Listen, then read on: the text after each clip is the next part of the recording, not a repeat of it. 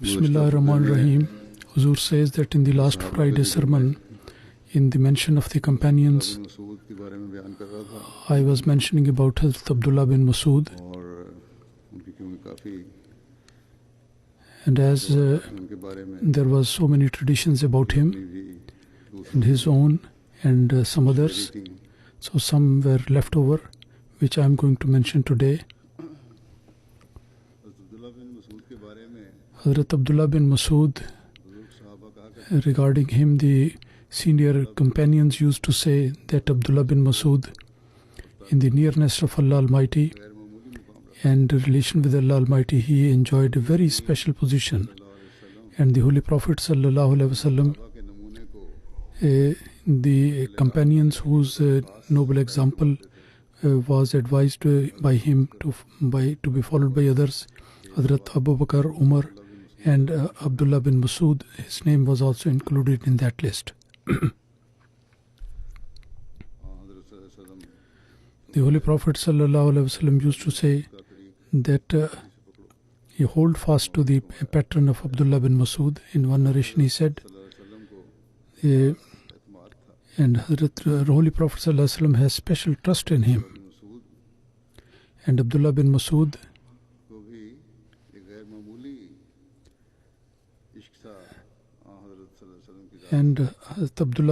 also had a special love with the Holy Prophet ﷺ in some of the examples I mentioned earlier on, and there are some others. Sometimes they are very similar to incidents, but from different angles they have been described. Regarding him, it is written that internally the company of the Holy Prophet ﷺ, it made him a very pious person and full of prayer.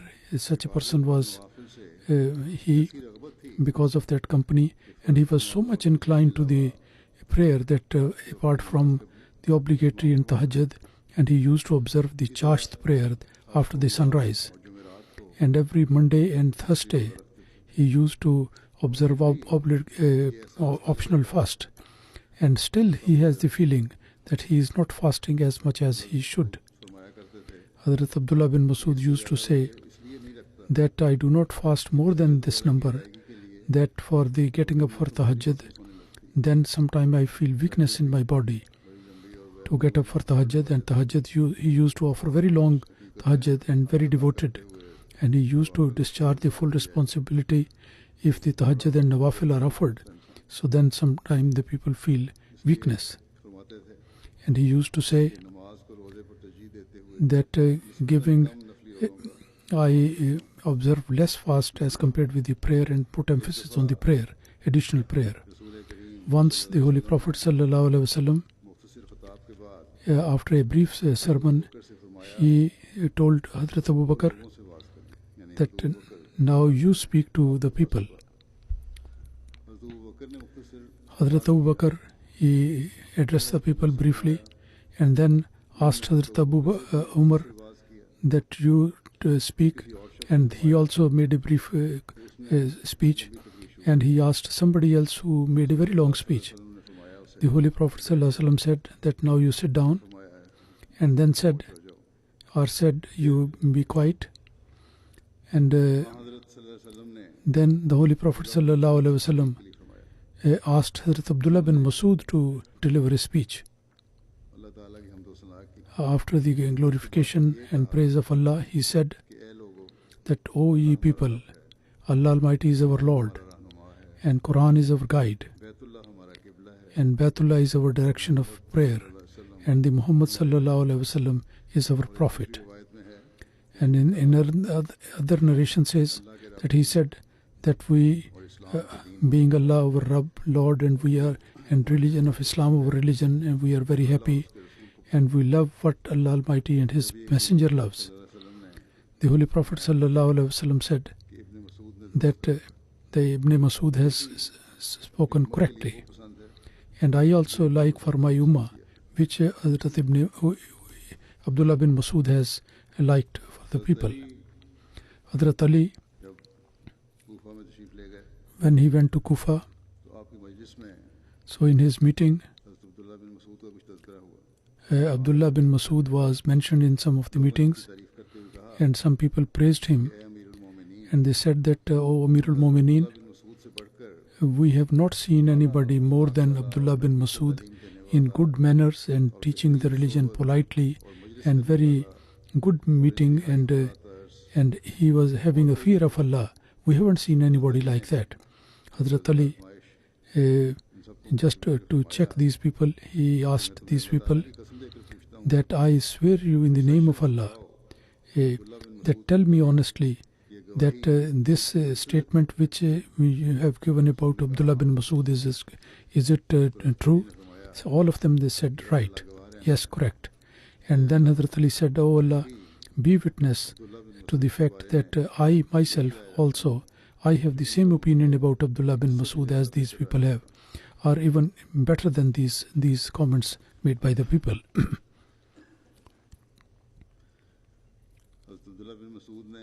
Hadhrat Abdullah bin Masood, Hadhrat Zubair bin al-Awam, the brotherhood was established, and he did full justice to this relationship, and he always trusted in him, and he made a wasiyat, a will, that all my financial matters should be, and all the matters which are to look after all the property which I will leave, and that will be entrusted to Abdullah bin Zubair, and in domestic and of my family, all the matters will be decided for him, and that will be good. And once he saw the undercloth of a person more than 40. Yes. And he said that you also raise the covering, the undercloth higher than that. And he denied, and he said that my calves are very slim. And then he punished that person who questioned that person, Abdullah bin Masood, and might be that person, because some people, because of their pride, because the custom was there that people used to wear long clothes. So then he might have thought that how much he is observing the instruction of Allah and how much is he modest. And this was the reply which he gave. When Hadhrat Umar came to know, then he reprimanded that person. The obedience to the Holy Prophet ﷺ regarding this, Hadhrat Khalifatul Massih II has mentioned in one place that in a hadith it is mentioned that he was having a very high standard of devotion and obedience. And there is something that by listening to that a person can say that what a foolish thing is that. But as I have said, Hadhrat Khalifatul Massih II says that the secret of his progress was that he was anything which he heard from the tongue of the Holy Prophet ﷺ, as soon as he heard, he was always ready to comply with that.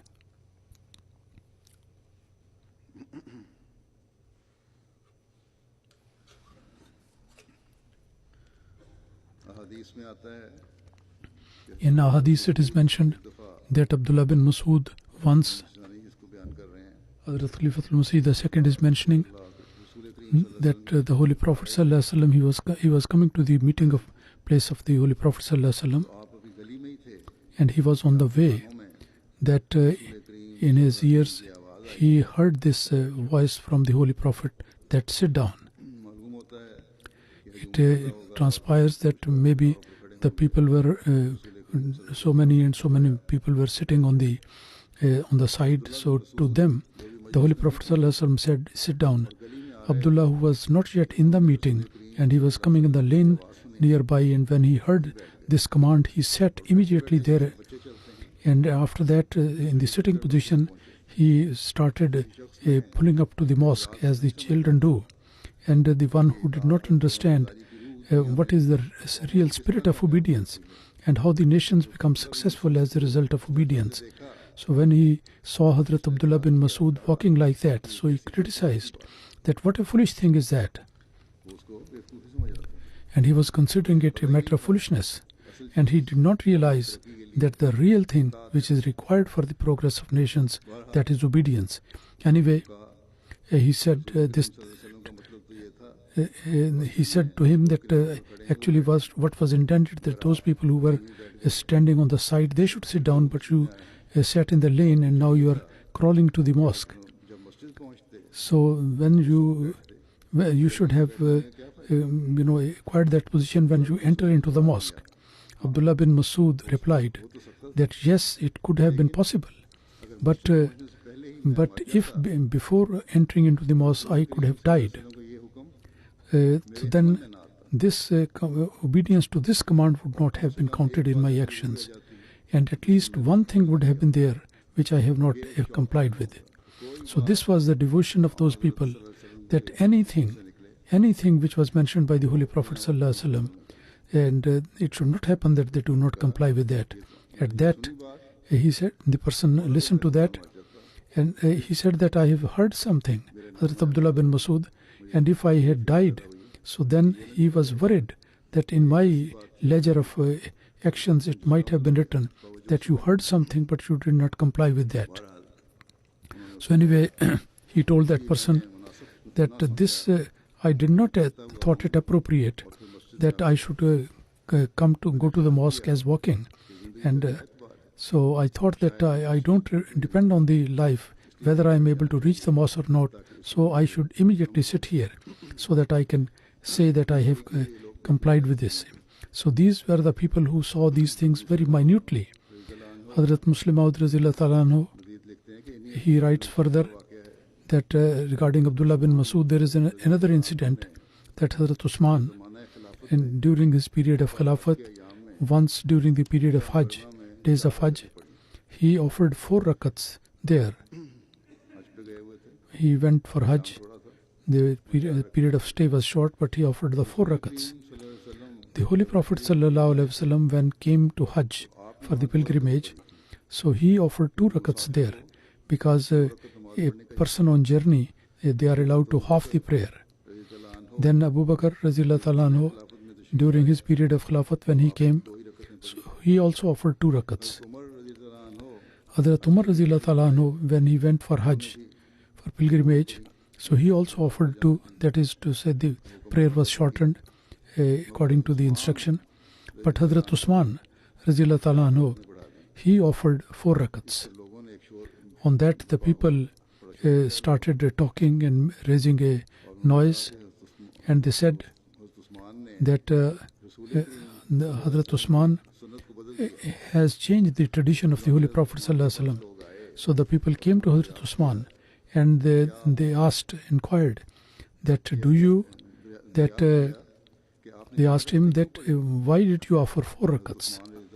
Hadhrat Usman Razillah Ta'ala Anhu said that the fact is that I have just made my own conclusion, and that was this, that now the people from various areas far away, they have come, and people have started coming for pilgrimage, and majority of the people, they still do not know the details of the Islamic commandments as the people in the past knew. So they just look at our actions and they would see that what we are doing it, the older Muslims, what they are doing, and the way they see these people acting upon, they start following that and they say that this is Islam. So these people, as they come to Medina very less, and they do not have the opportunity of seeing our prayers over there. Therefore I thought that now at the time of Hajj, if they saw me offering 2 rakats and shortening the prayer, so then they would say when they go back to their places that we saw the Khalifa offering 2 rakats of prayer. So this is actually the command of Allah, that 2 rakats of prayer should be offered. And as the people, Hazrat Usman said that as the people, when they would tell this thing, when they go back to their places and the people are not familiar with this thing, that this 2 rakat is because of safar, because of the journey. So there will be some sort of difference of opinion in Islam, and some people might be finding it difficult to adjust, might be misguided. So Hadhrat Usman said that I should offer the 4 rakats prayer, and so that these 4 rakats of the prayer should not be forgotten. But the other thing, that why it has become lawful for me to offer the 4 rakats. So the reply of that, Hadhrat Usman gave the reply that why do I consider to offer the 4 rakats.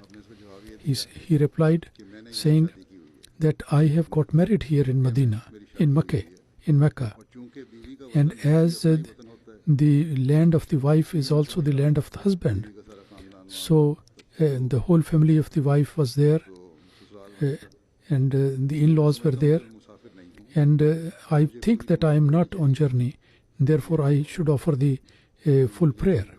And this was another inference which he took, and argument which he gave. In short, Hadhrat Usman, he offered explained this reason, and for that he gave this interpretation that the other people coming from outside should not be misled, and they may not stumble in following the teaching of Islam. This was a very fine thing which he mentioned. Very minutely and profound thing was there. And when the companions listened to that, most of them they understood, and some people did not understand, but they kept quiet. But the other people, those who were trying to create some disorder, they raised hue and cry and started saying that Hadhrat Usman, he has done against the Sunnah of the Holy Prophet. And some of these people, those who were raising the voice, they came to Abdullah bin Masud, and they said that, have you seen what happened today? The Holy Prophet ﷺ, what he used to do and what Hadhrat Usman has done today. The Holy Prophet ﷺ, during the period of Hajj, they told Hadhrat Abdullah bin Masud that the Holy Prophet ﷺ, during the period of Hajj, they used to lead 2 rakats of prayer, but Hadhrat Usman has led 4 rakats. Abdullah bin Masud, after listening to that, he said that, look, it is not our job that we should create a difference of opinion, and the Khalifa of the time must have done something because of some hikmah, some wisdom, which we have not understood. Do not create any problem with the people, problem here. And Abdullah bin Masud said that I have offered 4 rakats behind him, and I was there, and I offered 4 rakats. But after the prayer, I prayed to Allah Almighty after raising my hands that, oh my Allah, you accept those 2 rakats out of these 4 which the Holy Prophet we used to offer behind the Holy Prophet ﷺ, and the other 2 rakats do not please consider it as my prayer. So what a expression of devotion is that, which was Hadhrat Abdullah bin Masud, that he offered 4 rakats of prayer, but he did not like that reward which was more than the 2 rakats which he used to offer behind the Holy Prophet ﷺ, and he prayed that, oh Allah, accept the 2 and not accept the 4. So now the other followers, they offered 4 rakats, and in obedience they did so, and they got the sawab of the prayer and of the obedience. But Hadhrat Abdullah bin Masud has his own view that obedience I did, but I also prayed to Allah Almighty that I do not wish that I should get more sawab than the Holy Prophet ﷺ displayed before us by offering the 2 rakats. And he gave us the sawab of offering the 2 rakats. And then he prayed to Allah that you accept only 2 rakats from me. And Hadhrat Muslim Maud, he says that the obedience to Khilafat, what a good example is of the obedience of Khilafat. He did not know that for what reason the Hadhrat Usman offered the 4 rakats. And some people declare it as right. When they go to the house of the wife and the place where the in-laws are there, and when they go to the house of the son or house of the father, they don't consider it as son. And then this carefulness of Hadhrat Abdullah bin Usman, that some people should not be misled by this, that was actually a proof of his righteousness. this was a high standard of righteousness for the people, that people should not be misled by that. But Hadhrat Abdullah bin Masud, until that moment he did not know this wisdom, what was the reason why he led 4 rakats. But he did not do that, he abandoned the prayer in the middle, but he offered the prayer full and also showed the obedience to Khilafat. And after that he prayed to Allah Almighty that, "Oh my Allah, you accept 2 rakats from me and not the 4. What a great manifestation and the expression of the obediences and the spirit of obedience as he obeyed the Holy Prophet ﷺ. And this was the reason that despite the people, they did not know all these things, and it is mentioned that only 7 people were able to read and write, but these people became dominant in the whole world. So this was the obedience because of which they attained this high status and they become victorious. So this particular point should also be remembered, that from the action of Abdullah bin Masud, the obedience to Khilafat was also made manifest, and also the devotion to the Holy Prophet ﷺ and obedience to him. So that is why the Holy Prophet ﷺ on various occasions, he always appreciated the way Abdullah bin Masud did. And this is the right way to avoid the trials and difference between the people, and this should be a guide for all the Muslims, of all the Ahmadis. Once Hadhrat Umar, he met a caravan at night time. It was not possible to see the people at night time because of darkness. Abdullah bin Masud was also there. Hadhrat sent somebody to find out where they have come from. And at the question of this person, Abdullah bin Masud replied that Fajjun Amik, that we have come from long distance. And then he asked that, where are you going? And the Baitul Atiq, that we are going to the old house. Hadhrat Umar said that there's a scholar in these people, and then asked somebody that speak to them loudly, that what is the greatest verse of the Holy Quran. Hadhrat Abdullah bin Masud was among those caravan, and he replied to the person at the question of Hadhrat Umar that which verse is the greatest verse in the Holy Quran. Allahu la ilaha illahul hayyul qayyum la ta'khuzuhu sinatun wa la nawm. This Ayatul Kursi. He replied that, and then asked that what is the strongest verse in the Holy Quran. Hadhrat Abdullah bin Masud, according to narration, replied, Inna Allah yamru bil adli wal ihsani wa ita'i zil qurba. Hadhrat Umar asked this person again that tell me which verse is the most comprehensive. Abdullah bin Masud replied, وَمَنْ يَعْمَلْ مِثْقَالَ ذَرَّةٍ خَيْرًا يَرَهُ وَمَنْ يَعْمَلْ مِثْقَالَ شَرًّا يَرَهُ. And then he said that what is the most frightening verse in the Holy Quran? Abdullah bin Masud replied, this verse, that لَيْسَ بِأَمَانِيِّكُمْ وَلَا أَمَانِيَّ أَهْلِ الْكِتَابِ مَنْ يَعْمَلْ سُوءًا يُجْزَى بِهِ وَلَا يَجِدْ لَهُ مِنْ دُونِهِ وَلِيًّا وَلَا نَصِيرًا. Hadhrat Umar Farooq said that ask him that what is most inspiring and giving the hope, such a verse, which is that Kul ya ibadi allazina asrafu ala anfusihim la taqnatu min rahmatillah inna allaha yaghfiru dhunuba jami'a innahu huwal ghafurur rahim. Hadhrat Umar radhiyallahu ta'ala anhu said that after listening to all these replies, that ask him that is there, do you have Abdullah bin Masud among you? The people of the caravan, they said, yes, by Allah, he's among us. Regarding him, Hadhrat Umar said, after listening to his reply, that he is fully filled with the knowledge of the jurisprudence, and from the answers he could understand that such scholarly replies could be given only by Abdullah bin Masud. Abdullah bin Masud relates that on the day of Badr, The Holy Prophet ﷺ, he asked the companions that regarding those captives, what do you say? Hadhrat Abu Bakr said that, O Prophet of Allah, these are from your clan, from your tribe, so you forgive these people and show the mercy, and maybe that Allah Almighty enable them to repent.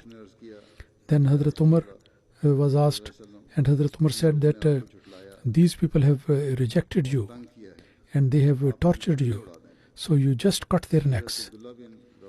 And then Abdullah bin Rawaha, he also presented his opinion, that saying to the Prophet that and you search a place full of trees and enter these people and put them on fire.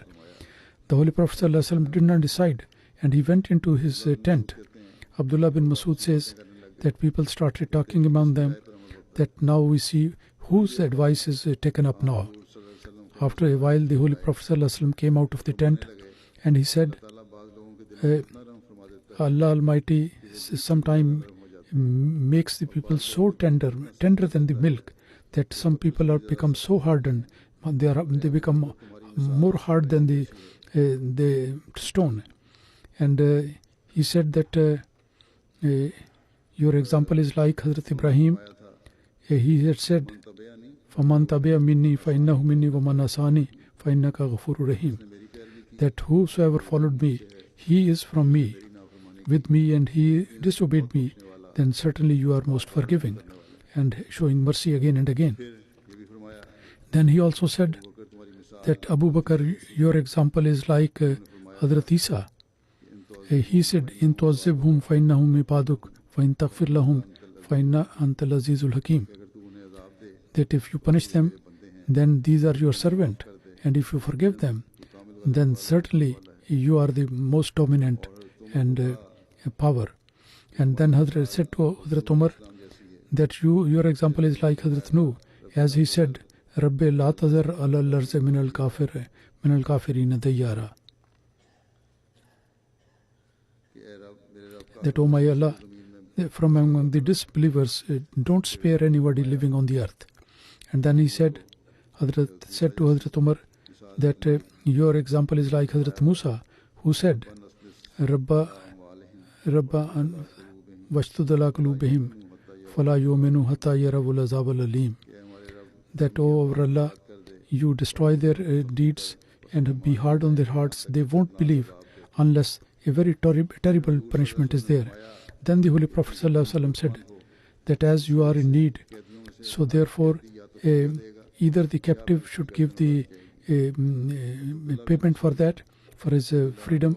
Hadhrat Abdullah bin Masud says that I submitted to the Holy Prophet ﷺ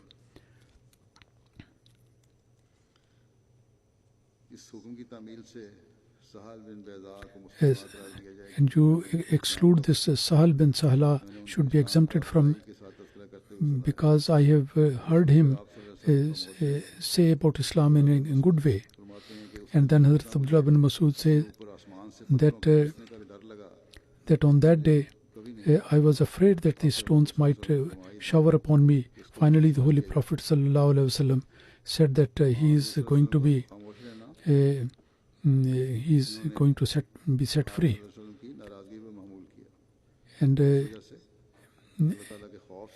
And because of the fear of Allah Almighty, and he thought that this is and he was very much upset because of that, and this was the status of his fear of Allah Almighty.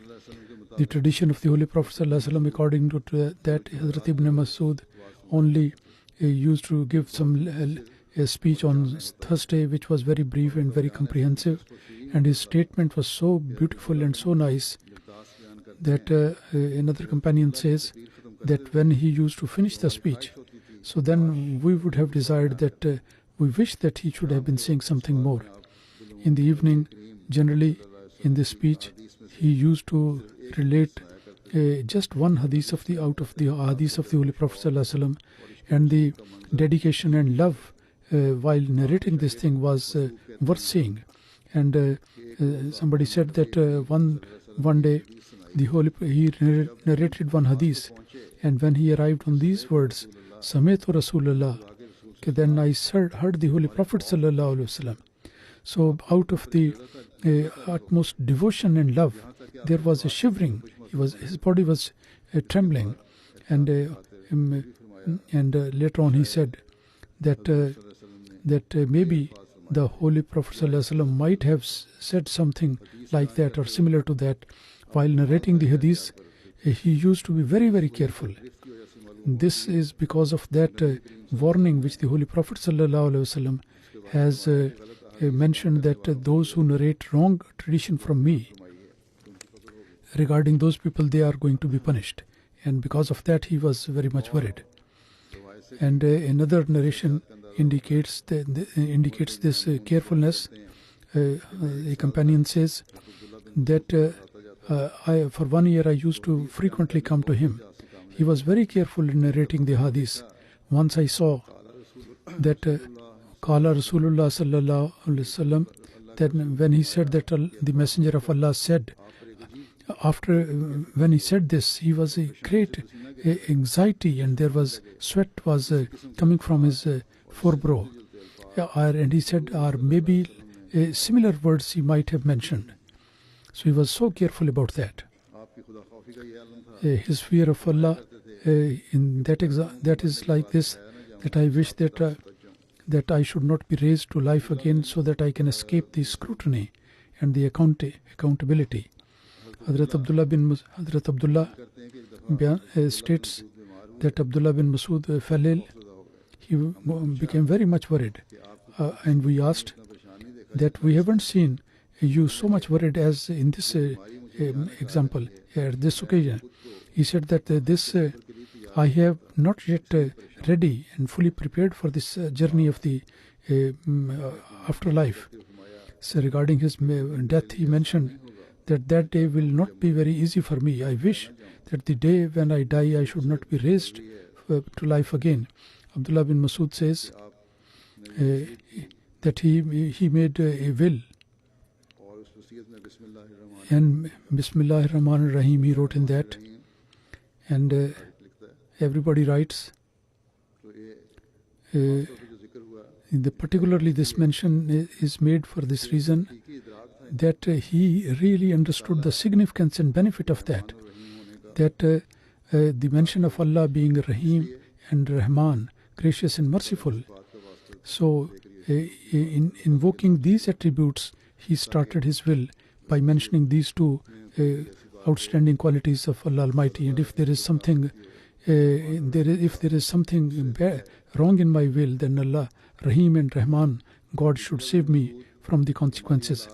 Abdullah bin Masud, financially he became so affluent that he started getting his stipend, and 90,000 dirham, this was the money which he left regarding his wrapping clothes, the coffin. He said that it should be only of 200 dirham, and he should be buried along with the grave of Usman bin Mazun. Hadhrat Umar led his prayer, and he was buried in Jannatul Baqi. During the night time he was buried, according to one narration, that Abdullah bin Masud, after his burial in the morning, and when some people passed by the grave, and there was some people had sprinkled the water over that because of the devotion of the people, they have done it, and in order to make it very stable and solid, they put some water. Another companion says that after the death of Hadhrat Abdullah bin Masud, I went to Abu Musa, and I went to Abu Masud, and one of the two said to one another that has Abdullah bin Masud left a person similar to him, anybody? He said that after going back, that we don't know anybody who is like that. So from among the people, there is no one similar to him. Maybe after us somebody is there. Hadhrat Tamim mentions that I sat in the company of the meeting of so many people. There was nobody who did not have any interest, least interest in the world. I haven't found anybody more than that. And the other companion Khuzama bin Mazoom is the bin Mazoom. He was brother of Osman bin Mazoom, and his sister Safiya was in his marriage. Hadhrat Khudama, he married more than once. One was Hind bin Walid, and Umar and Fatma was the children, and one was and there was a daughter from the third marriage, and Hafsa and Hadhrat Safiya. These children were from the fourth marriage. Hadhrat Ramla was also from this marriage. After he was only 19 when he accepted Islam. In the prime of youth, he accepted Ahmadiyya, Islam. And at the time of migration, they left their homes, all of them, they left their homes empty and went to Medina. And one Ajlani named companion gave them the accommodation. And when the Holy Prophet ﷺ migrated from Mecca to Medina, then Khudama and these his brothers, then they offered them, they gave them proper places to live, areas. Hadhrat Khudama, Hijra Habsha in Medina migration, and also he was there in Badr and Uhud. He had the opportunity to take part. When he passed away, he left behind one daughter, and he mentioned to his brother advice he gave to that Hadhrat Abdullah bin Umar. Hadhrat Abdullah bin Umar mentioned that Osman bin Mazoom, Hadhrat Khudama, both were my uncle. So I went to Khudama and I requested him that the Osman bin Mazoom's daughter should be wedded to me, and he confirmed this. The settlement was there. And Mughira bin Shaba, he went to the mother of the of that girl and also mentioned about the financial aspect, and there was some other opinion, and they were inclined to that. And the mother of the bride, they were of having a different opinion. So this matter, they went to the Holy Prophet Sallallahu Alaihi Wasallam. The Holy Prophet Sallallahu Alaihi Wasallam said, Hadhrat, he called for Hadhrat Khudama and asked him that about this marriage proposal. He said that, "O my Prophet, this is the daughter of my brother. I will not be negligent in selecting a suitable partner for him, for this lady, for this girl. So I will do the best." So this yes that I have made earlier on, that is this is very good. And the Holy Prophet ﷺ said that this is a orphan girl and his marriage should be resolved according to her wish, but also ask for the desire of the girl, and out of the two she will be wedded wherever she is happy. So the Holy Prophet ﷺ made this decision. The narrator said that first he sent the message, and then he sent a message that the second proposal which the mother and the daughter liked, so in that way they got married. This was the example of the freedom of the opinion, and that particularly those who are orphan, that because the father is not there, so no wrong thing should be done. So therefore the desire of that girl who is orphan must be kept in mind. Hadhrat Khudama, in 68 years at the age he passed away.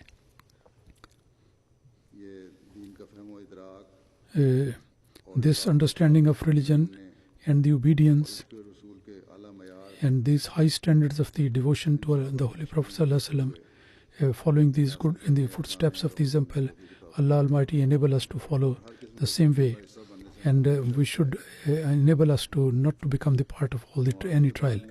After the Maza, I am going to lead two janaza in absentia. The first one is Mukarrama Amtul Hafiz Bhatti, a wife of Mahmud Bhatti Sahib of Karachi, who was Sadr of Lajna for a long period. On 27th of September, on 27th, at the age of more than 97, Dr. Ghulam Ali was her father, and her father was a companion of the promised Messiah. His father, because of being a doctor, he used to be in various places. He was transferred frequently. Wherever he went, he always created a religious atmosphere. This is a good example of this person. The companions of the promised Messiah, they used to create a religious atmosphere, and as a result of the tabligh for a couple of months, people used to convert it. And then he used to establish the Jamaat, and he used to make his house as the center for Jamaat works and prayer. And in this way he established so many Jamaats, and his desire was that his family should go to the religious atmosphere in Qadian, and he settled them there.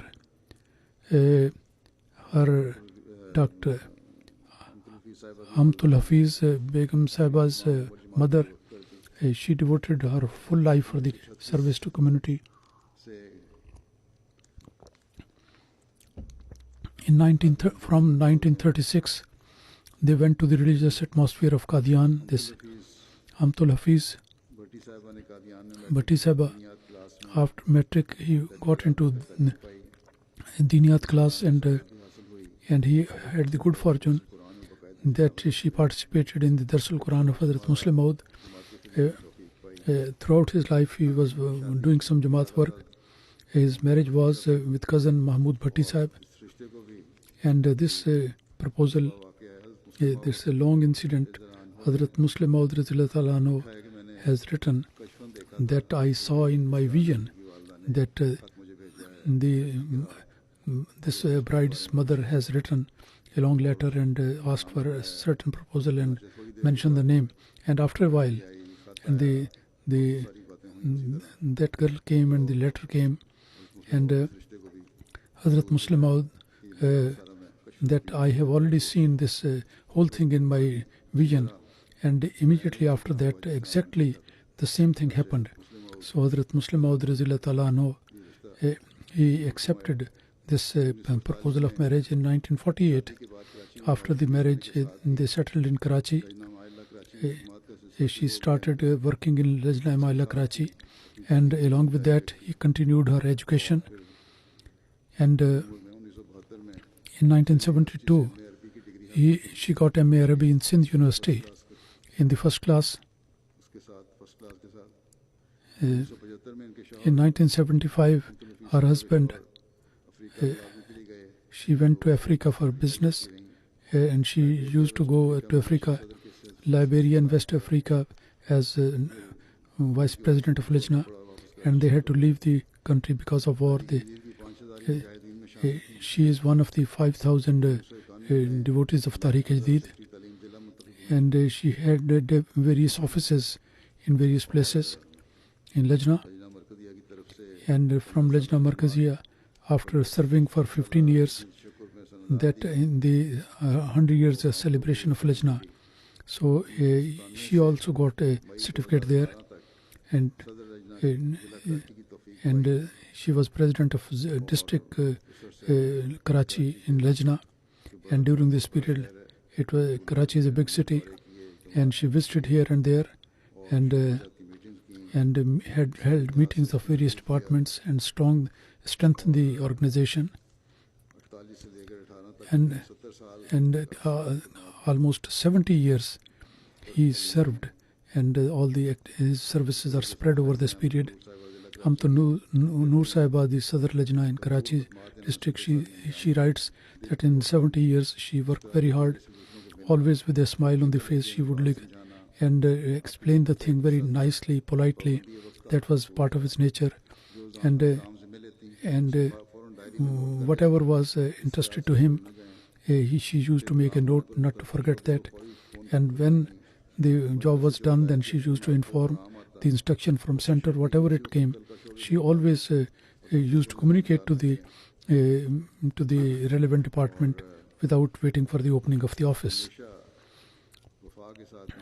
And all the time with loyalty he performed her duties, and also she was very obedient to institution of Khilafat. Amtul Bari Nasir Sahiba has worked with her.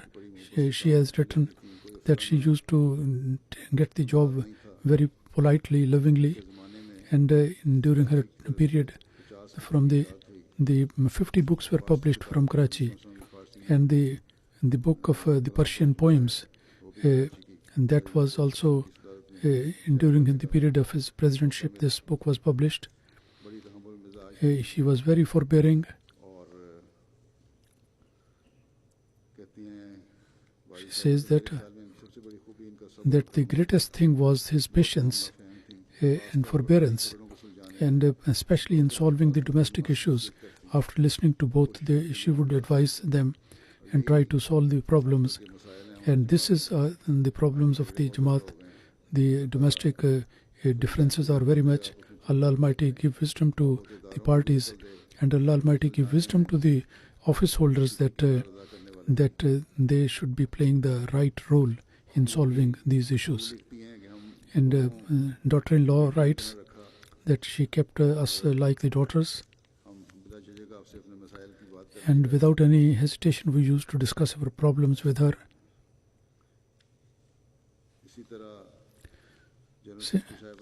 General Secretary Seba from Lajna from Karachi says that while running the job of the office, she used to work along with us together and used to guide us.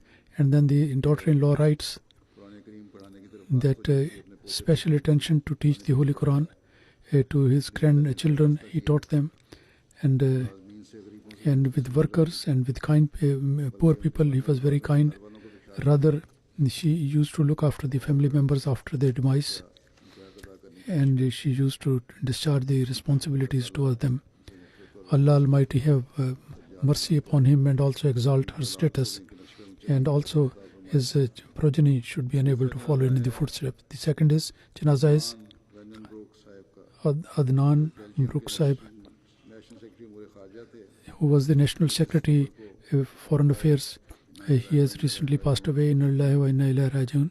Adnan Sahib, his father Rizwan, he was the first Belge Ahmadi who did the Bai'at in 60s.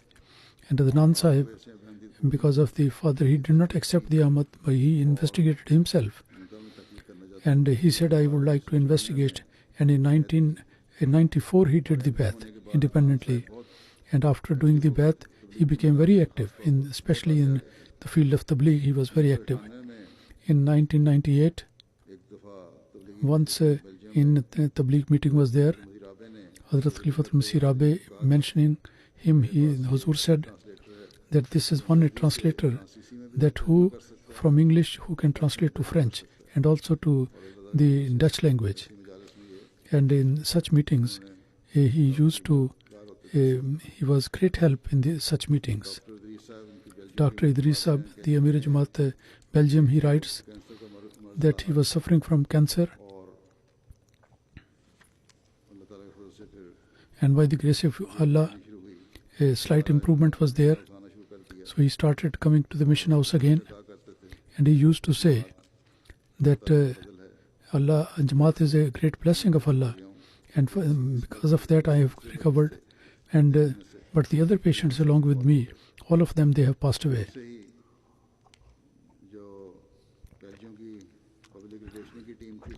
From the very beginning, he was a member of the public relation team.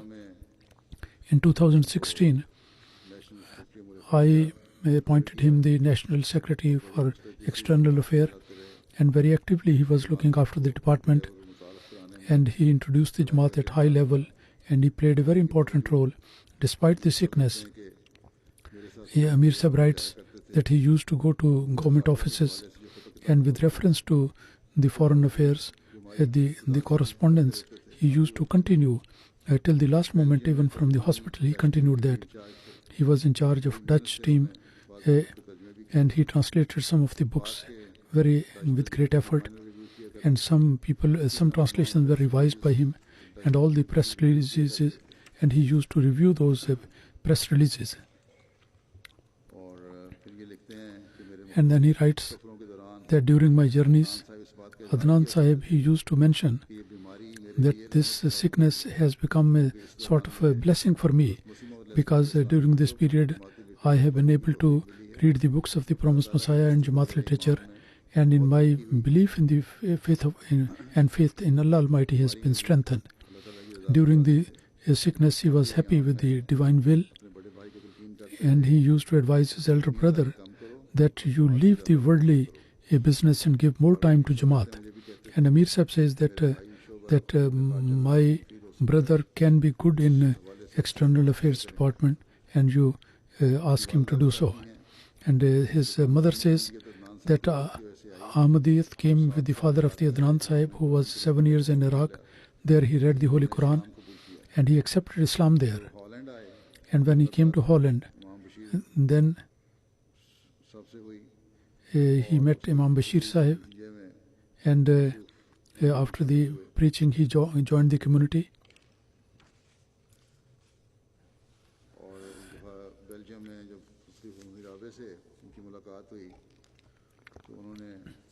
Once he met Khalifatul Masih Rabi in Belgium, he said that please pray that I should always be steadfast. And his mother says that his father was not interested in worldly things. And he said that my son was also following religion, regular in prayer, serving the community, very devoted to Khilafat. And he used to listen khutbah every week regularly and make his children listen to that. And he was always ready for the Jamaat service. And very close attachment with Khilafat was there. Allah Almighty may exalt his status and have mercy and blessing upon him, and bless the Jamaat with such devoted servants. And apart from the wife, one son and one daughter, Allah Almighty establish them in the faith and give the strength in their faith and follow in the footsteps of their father.